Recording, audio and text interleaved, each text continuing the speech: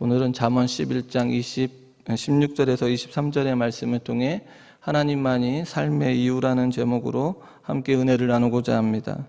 솔로몬은 오늘 본문을 통해서 인간의 기본적인 선에 대한 이야기와 또한 우리가 18절에서 읽어보면 의인과 악인의 삶의 대조를 말하면서 우리가 무엇을 붙들고 살아야 되는지에 대한 이야기를 하고 있습니다. 오늘 본문 16절을 보면 유덕한 여자는 존영을 얻고 근면한 남자는 재물을 얻는다고 말하고 있습니다. 이렇듯 인간의 기본적인 선에 관한 이야기를 여자와 남자에 관해서 이야기를 하면서 유덕한 여자는 존영을 얻는다고 말하고 있습니다. 유덕이라는 뜻은 은혜를 주다, 친절하게 행하다, 긍휼히 여기다는 의미를 가지고 있습니다. 이러한 모습을 볼 때 외적인 아름다움이 아닌 도덕적인 성품을 뜻하는 것을 말하고 있습니다. 그러므로 이러한 뜻을 가지고 다시 16절을 읽어보면 긍휼히 여기는 여자는 영광을 얻을 것입니다 라고 말할 수 있습니다. 그 다음에 솔로몬은 남자에게서는 근면한 것을 이야기할 때 재물을 얻는다고 말하고 있는데, 이 근면이라는 뜻은 용기 있는, 매우 능력 있는 의미를 가지고 있습니다. 이러할 때 근면한 자가 얻는 복, 바로 재물을 얻는다고 말하고 있습니다. 이렇듯 솔로몬은 유덕과 존영, 근면과 재물을 생각해 보면 존귀를 얻는 것과 가난과 부를 얻는 것은 개인의 태도와 그것을 가지려고 하는 자세에 좌우된다고 말하고 있습니다. 또한 그 결과에 대해서도 자신이 책임을 져야 함을 말하고 있습니다. 그리고 17절을 보면 인자한 자는 자기의 영혼을 이롭게 하고 잔인한 자는 자기의 몸을 해롭게 한다고 말하고 있습니다. 여기에서 인자한 자와 잔인한 자, 또 영혼과 또한 몸, 또한 이롭게 하고 또 해롭게 하고 이렇게 대조를 이루고 있습니다.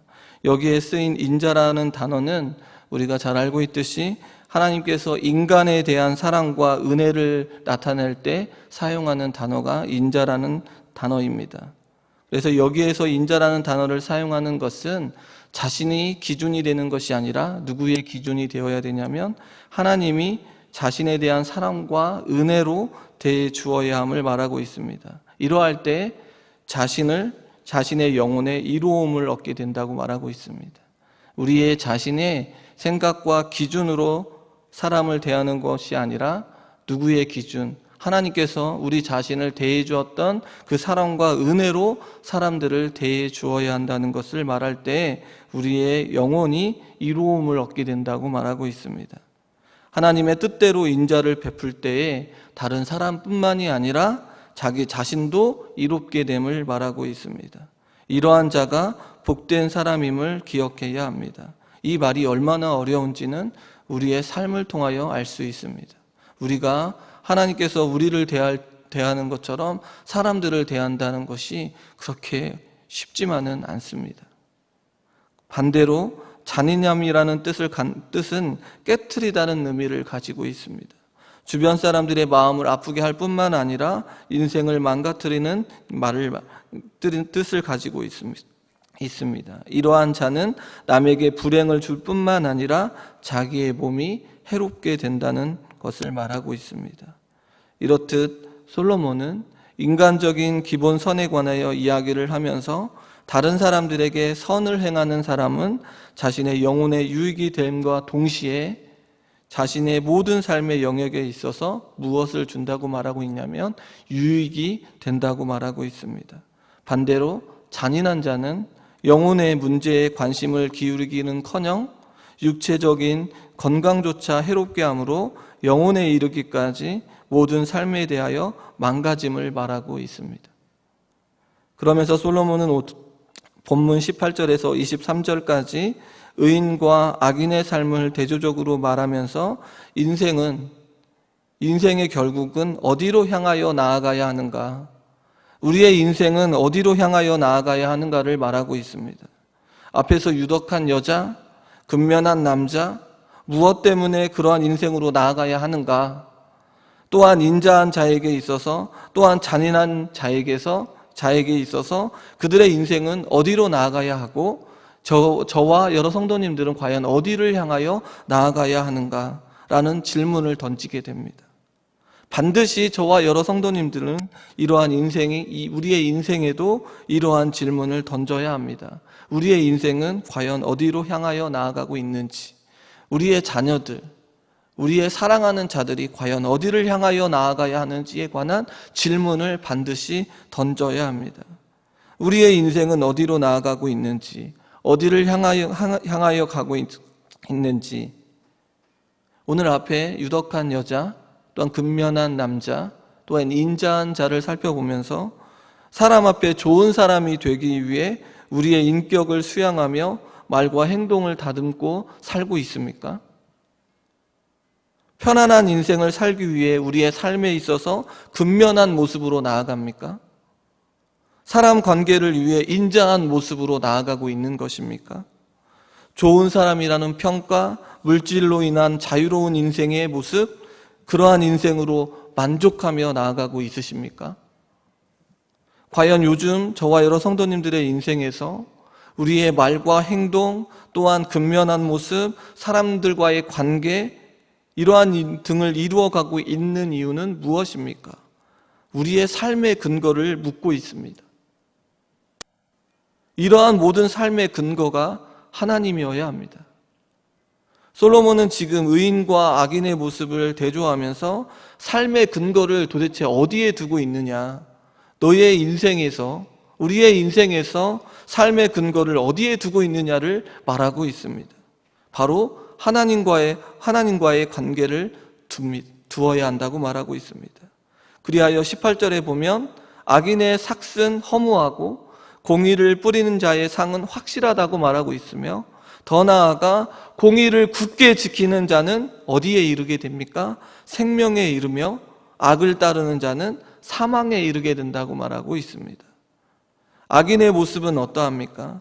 그에게 주어지는 것이 아무것도 없음을 말할 뿐만이 아니라 결국은 사망에 이르게 된다고 말하고 있습니다. 공의를 뿌리는 자, 그리고 그 공의를 굳게 지키는 자는 무엇이 확실합니까?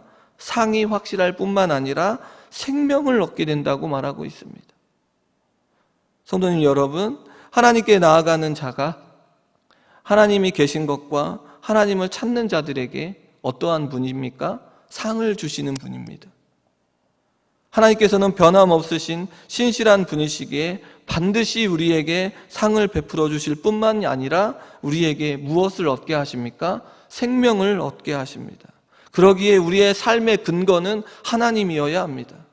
그 누구도 흉내낼 수 없고 그 누구도 줄 수 없는 이 상과 이 생명이 우리에게 주어지기에 우리의 삶의 근거는 바로 하나님이어야 합니다. 히브리서 11장 6절에 보면 믿음이 없이는 하나님을 기쁘시게 하지 못하나니 하나님께 나아가는 자는 반드시 그가 계신 것과 그가 자기를 찾는 자들에게 무엇을 주시는 분이요? 상 주시는 이심을 믿어야 한다고 말하고 있습니다. 이렇듯 하나님이 자신의 인생에서 삶의 근거인 자들의 인생은 어떻습니까? 어떠한 인생으로 나아갑니까?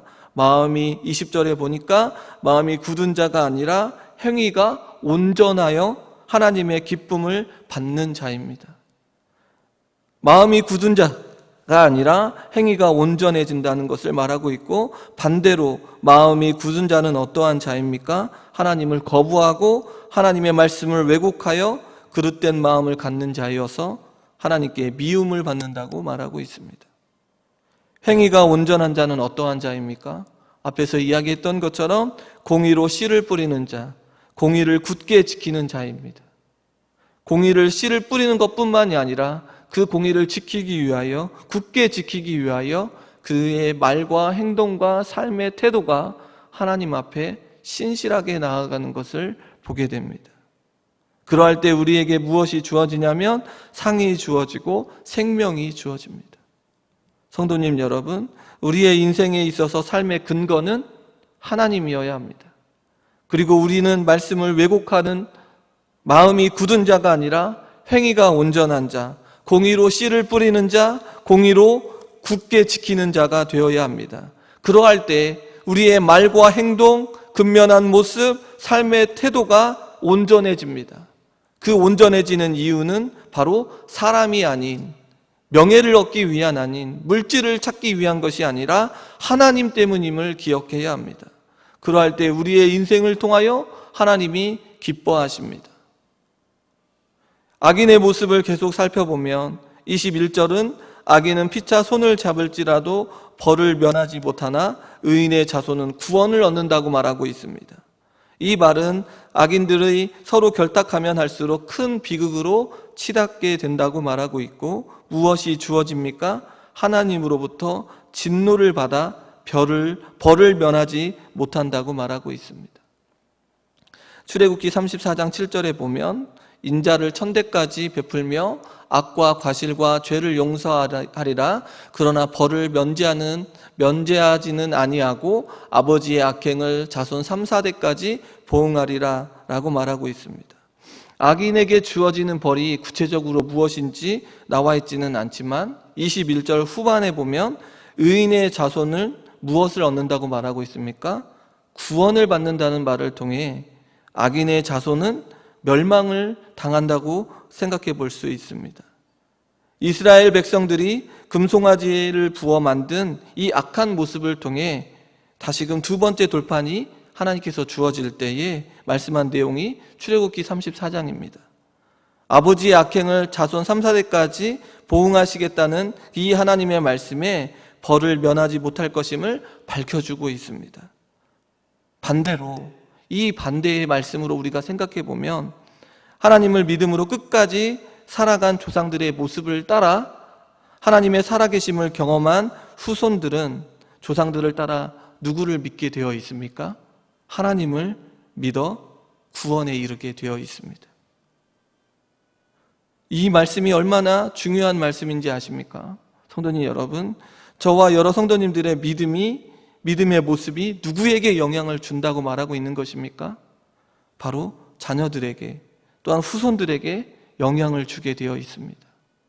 우리의 믿음에 따라 우리 하나님의 살아계심을 믿음으로 고백하며 예배드리며 기도하며 부르짖는 우리의 모습을 통하여 그들의 신앙의 모습들이 변해지고 달라지게 되어 있다는 것을 말하고 있습니다. 그 모습을 통하여 우리의 후대가 구원을 받는 놀라운 은혜가 주어집니다. 그러기에 우리의 모습이 공의로 씨를 뿌리며 공의를 굳게 지키며 나아가는 이 모습이 우리뿐만이 아니라 우리 자손들에게, 우리 후손들에게도 영향력을 미치게 됩니다. 그러기에 우리의 이 신앙의 모습이 얼마나 중요한지 우리는 알아야 합니다. 그러할 때 우리의 외적인 화려함을 쫓아 나아가지 아니하고 인간의 내면의 축복은 하나님을 경외함이라고 하는 이 말씀을 우리 자녀들에게, 우리 후손들에게 전해줄 수 있습니다. 22절에 보면 아름다운 여인이 제멋대로 행동하는 것은 돼지코의 금고리와 같다고 말하고 있습니다. 외적인 화려함이 분별력을 잃게 됩니다. 돼지코에 금고리가 어울립니까? 하나님께서 사람처럼 외모를 보지 않고 중심을 보시기 때문에 하나님을 경외하는 것은 우리의 본분입니다. 사무엘상 16장 7절에도 보면 여호와께서 사무엘에게 이르실 때에 사람은 외모를 보거니와 나 여호와는 중심을 본다고 말씀하고 있습니다.